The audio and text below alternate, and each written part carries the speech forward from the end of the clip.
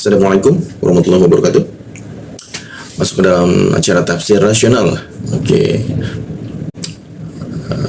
Channel ini baru dibuka ya. Karena itu kita akan masuk ke episode pertama. Pembahasan surat Al-Baqarah ayat 1. Nah, ayatnya itu Alif Lam Mim.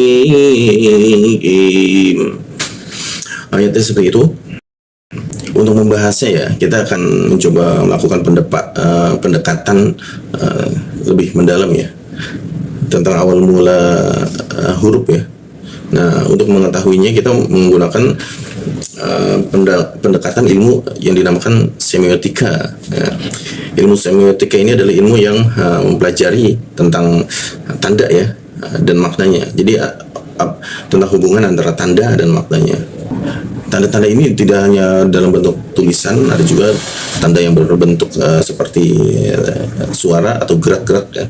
Intinya adalah semiotika itu adalah ilmu yang mempelajari tentang bagaimana simbol, huruf, gerakan atau suara itu menjadi sebuah sesuatu yang memiliki makna. Nah, kaitan antara kedua inilah yang disebut dengan semiotika. Jadi intinya adalah segala tanda-tanda yang itu ya, segala tanda yang diciptakan oleh manusia atau oleh Allah ya, seperti di dalam Al-Quran, atau mungkin tanda-tanda yang diciptakan oleh hewan ya.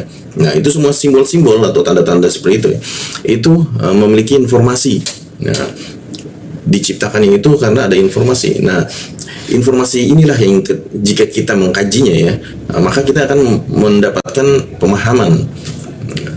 Jadi dari simbol, di dalam simbol itu ada informasi, lalu kita kaji informasi tersebut, maka akhirnya kita akan mendapatkan pemahaman. Nah, intinya adalah seperti itu ya. Nah, simbol ini kalau di yang tertulis ya, ada yang dinamakan kitab-kitab. Nah, itu simbol seperti ini tertulis, tapi ada juga yang tidak tertulis ya. Jadi ayat itu ada yang tersurat, ada yang tersirat. Nah, yang tersurat itu yang kita bisa pahami berupa tulisan, sedangkan yang tersirat ada simbol-simbol yang ada di alam semesta ya. Seperti yang tadi di contohnya binatang atau hewan ya, membuat sebuah simbol ya, dari simbol itu ada informasi.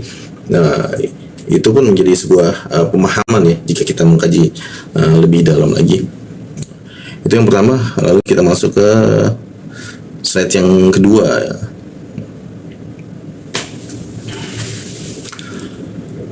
Nah, slide kedua adalah lebih mudahnya kita masuk ke slide ketiga dulu ya.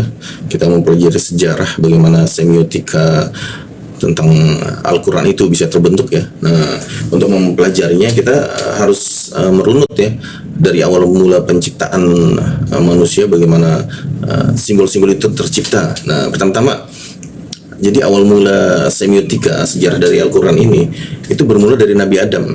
Nah, sebelum diciptakannya Nabi Adam itu belum ada yang namanya kata ya di alam semesta ini.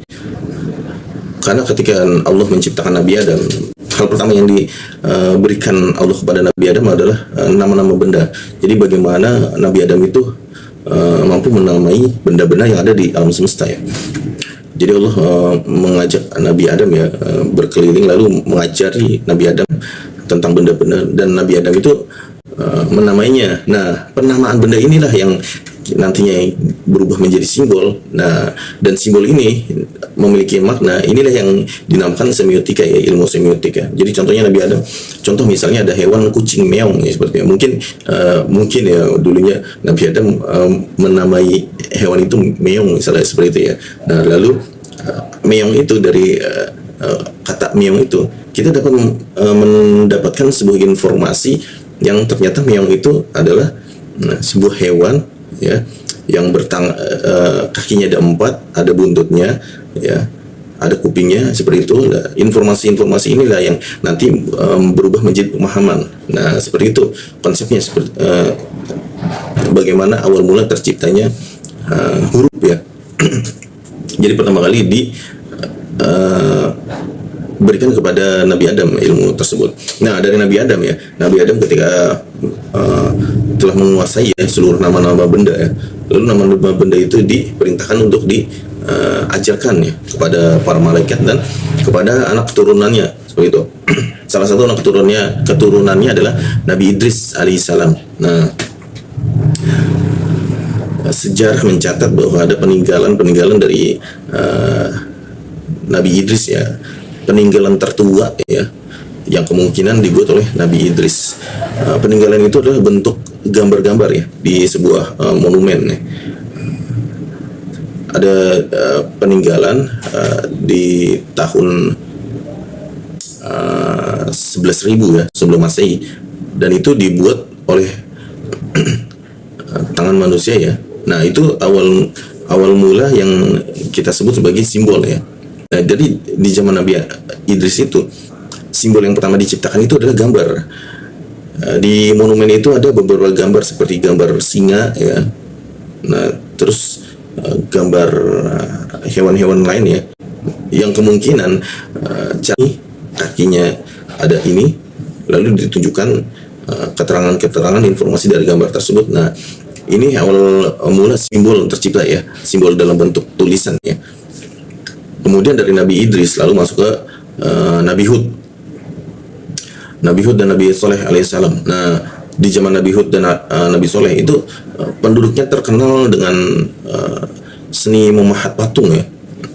Mereka itu keturunan dari Nabi Nuh ya. Nabi Nuh terkenal sebagai pemahat kayu.